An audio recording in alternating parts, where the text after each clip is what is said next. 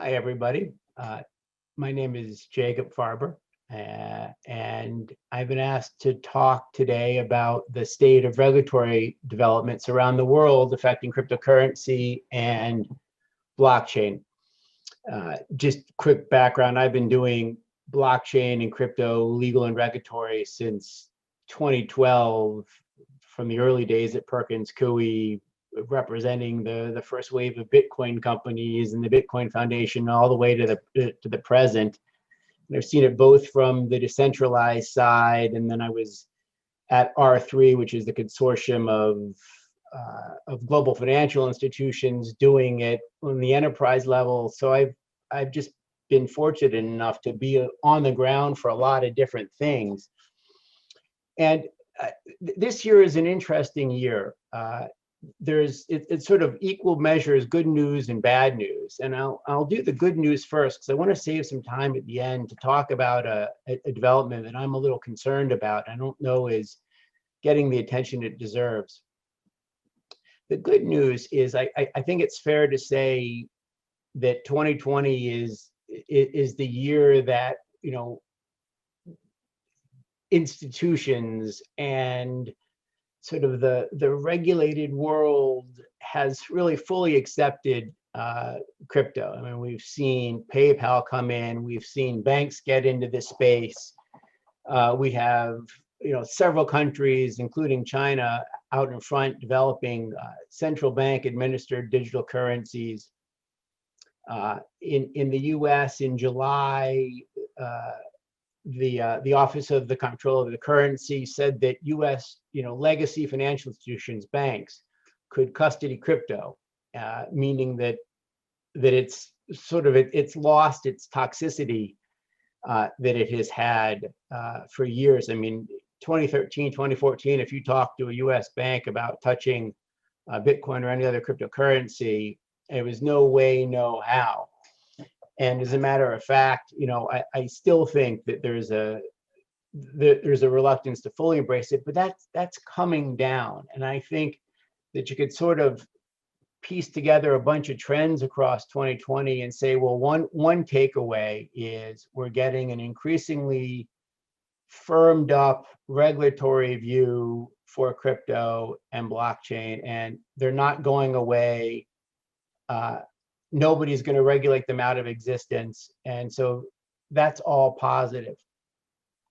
And we've also seen many jurisdictions around the world begin to develop full-fledged regulatory structures for cryptocurrency and blockchains. Instead of having the one or two jurisdictions where if somebody was going to do a token sale or an ICO, there are now a good 10 or 12 that have, well-established regulatory frameworks. There's choices out there, and with regularity comes dependability. I mean, you sort of know where in the world is safe and where isn't. And so I think there's a lot of positives to point to around the world in the past year. I want to focus a little bit, though, on a trend that has me concerned, and then talk about what I think the community of crypto and blockchain projects needs to be thinking about doing about it.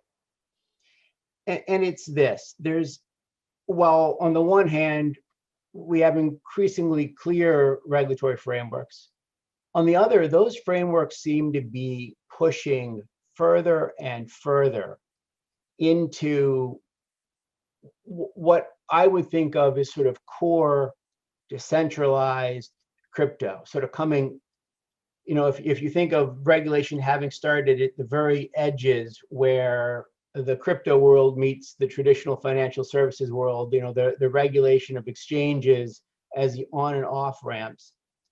I think from there, on several fronts, we've seen that the sort of the reach of regulation pushing in to decentralized crypto and blockchain. And I worry about that.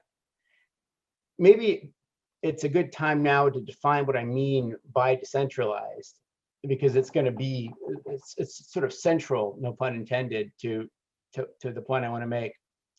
you know, in the US and in other jurisdictions, the regulators have, generally speaking, framed whether or not they can regulate a project largely in terms of whether it is, quote, decentralized.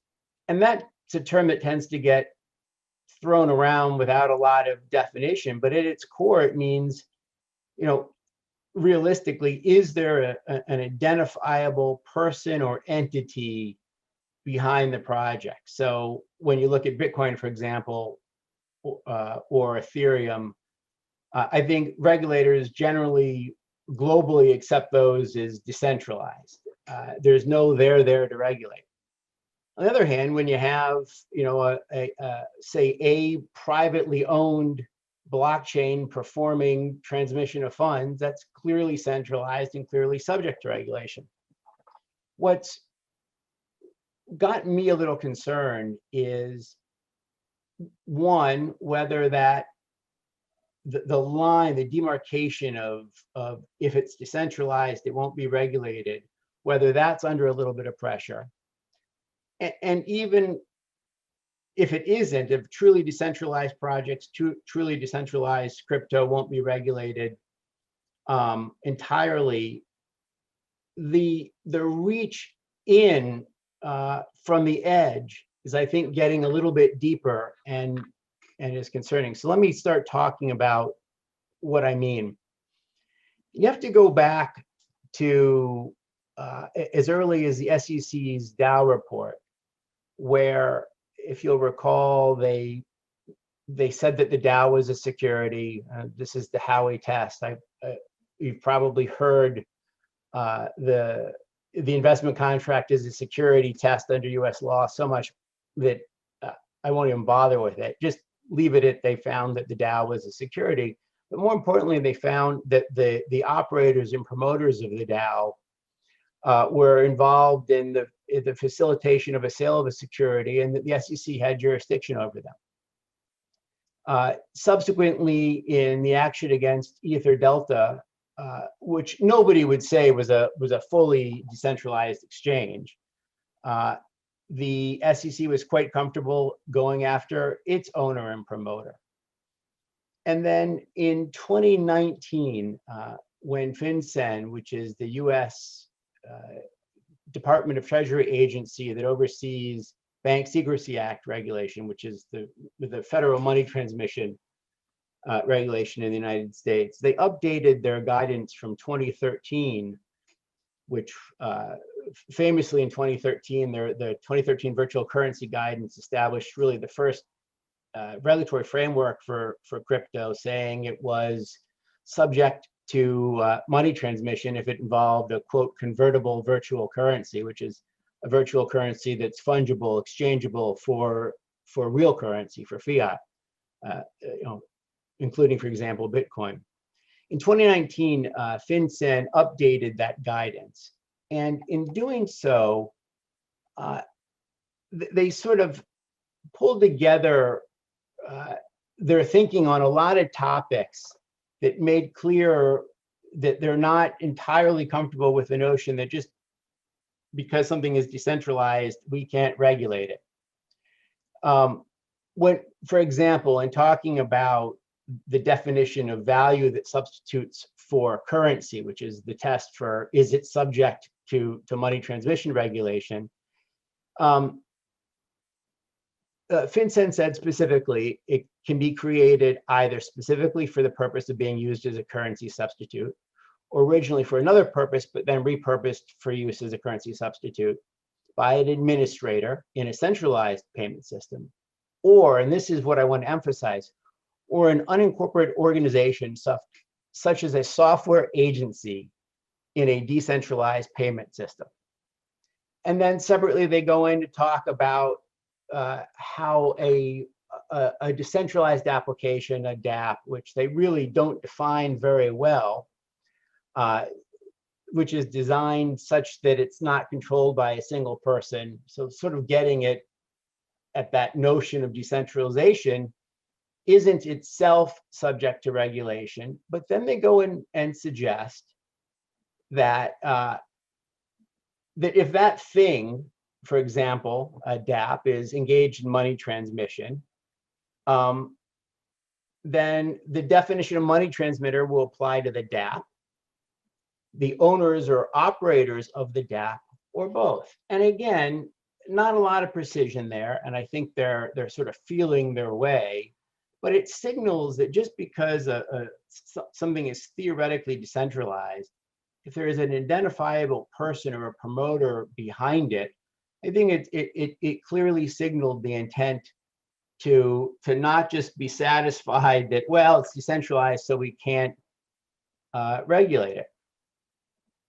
So that's sort of the point about reaching maybe into and at that boundary point between centralized and decentralized, and where a system is decentralized, maybe still though looking for an identifiable person or persons that you can regulate. The other trend that's worth noting is there's, since, I don't know, 2019 and the FATF guidance, and in the national jurisdictions around the world, it's been pretty clear that, for example, cryptocurrency exchanges are subject to regulation, typically because they're the on and off ramp. In the last year or so, global regulators have essentially adopted something called the travel rule, which in its most simplified form requires any regulated cryptocurrency business, virtual asset business in the language of FATF, to know their customer, not just their exchange account customer, but also if there's a transaction between their customer and the customer of another exchange, to have information about the other end of that transaction. And again, that was sort of, regulated exchange transactions to regulated exchange transactions. And it was clear that if you were sending crypto from an exchange account to a privately held wallet, a non-custodial wallet, that the travel rule didn't apply to that transaction. All of a sudden, though, in the last few weeks, there's been a rumor, maybe, I don't think rumor is the right word. It seems pretty clear that there are new regulations coming out of the US. The acting controller of the currency has said that in the next 6 to 8 weeks that we'll see more cryptocurrency regulation. And the thinking is that regulation will push further into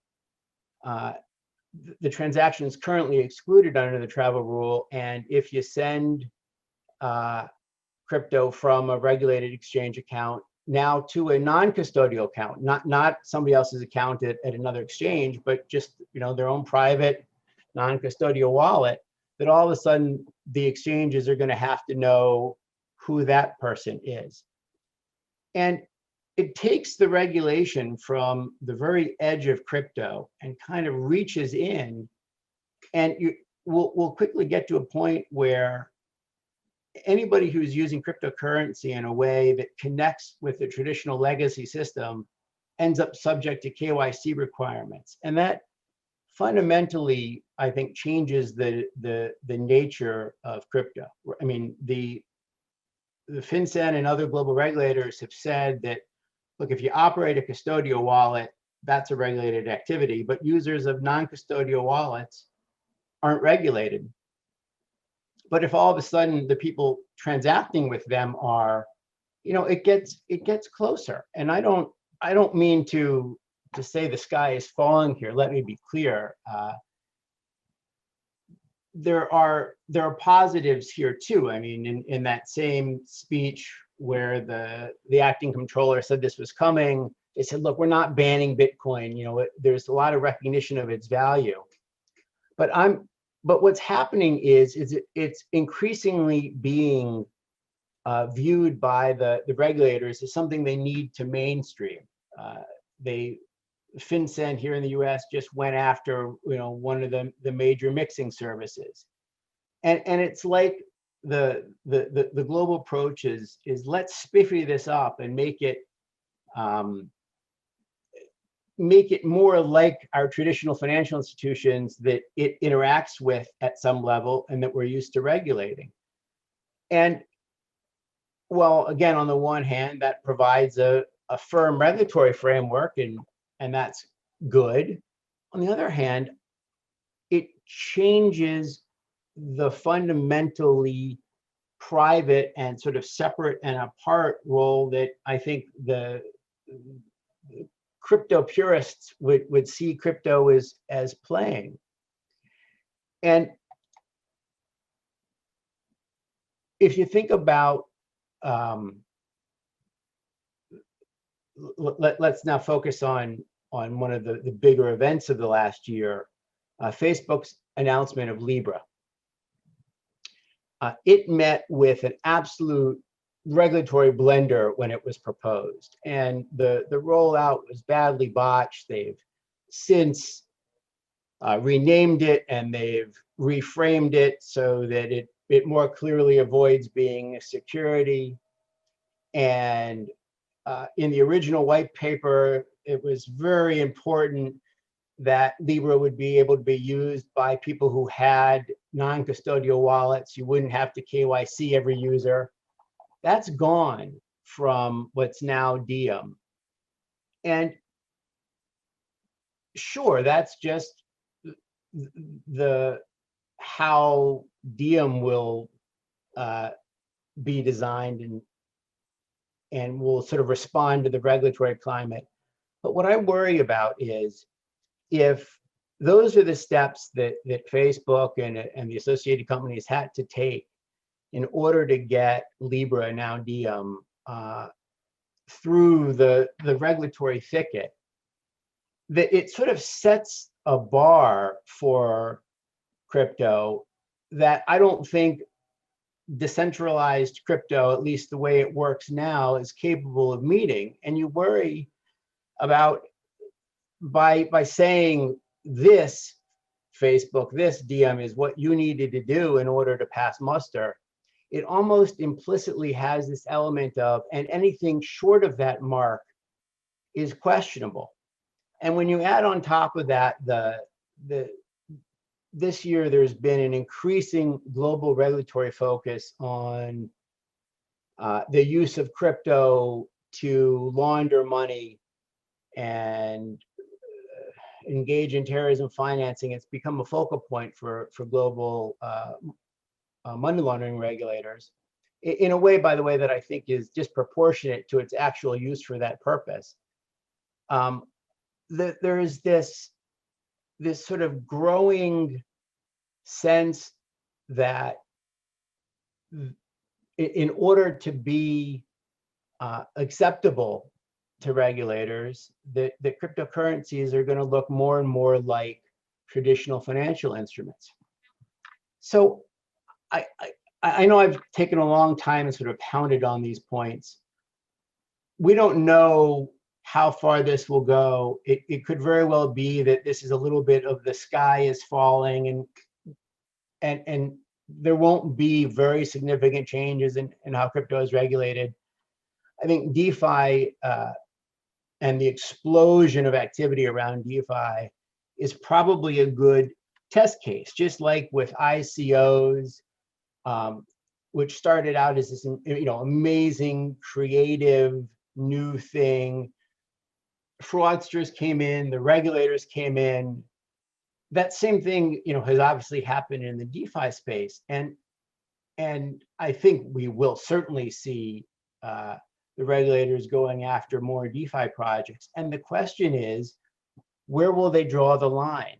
Just before this talk, I was talking about how Uniswap is probably the canary in the coal mine. There you have a theoretically decentralized platform with a company behind it, with a VC-funded company behind it. And if what they're doing is a regulated financial activity that's only escaping regulation because it's, quote, decentralized, and the fact that there is an identifiable company promoting the activity is enough to sort of keep it out of the hands of regulation, that'll be a very positive development. So I would look to that and look at regulation of the DeFi space over the coming year to sort of get a better sense of where the regulators are heading, and to just keep an eye on cryptocurrency at its core as a source of privacy and sort of non-traditional financial transactions, and keeping it outside of the scope of regulation. I think I am out of time, so goodbye, and thank you for taking the time